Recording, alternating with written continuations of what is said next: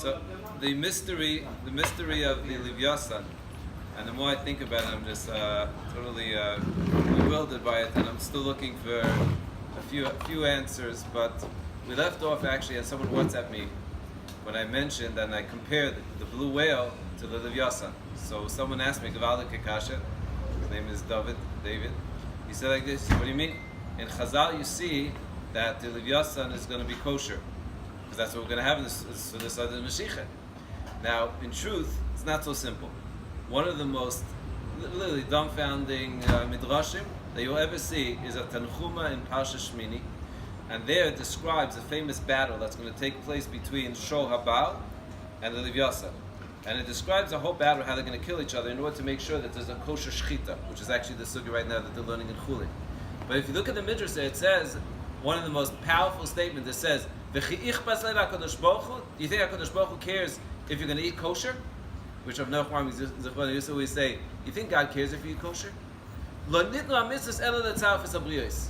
Meaning that the whole purpose of mitzvahs is just to purify us. Why? So we should be able to be rewarded at the end. But really, and it's master from the midrash, that you don't have to eat kosher.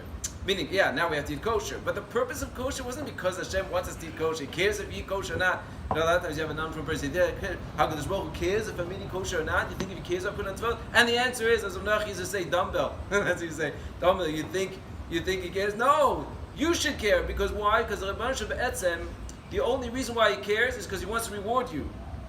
Now, I was thinking the following. So we made the first of all, it's not so clear that it actually is kosher.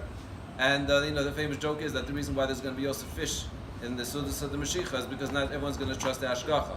So this way you can always rely on fish. Not only that, what's interesting is that this fish is salty fish. Some it's herring. Because from the beginning of creation, Hashem said, oh, can't work.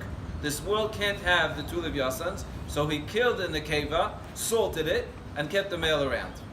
Now, that itself is strange. So what was the cheshbon to begin with? It's not going to survive, it is going to survive.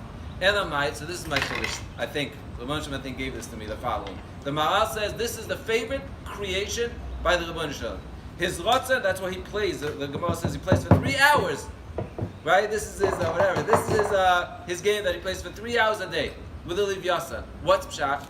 Because this is the one creation that represents the ultimate reward. From the beginning, the Rebbeinu Shem just was thinking about, okay, when can I finally reward you?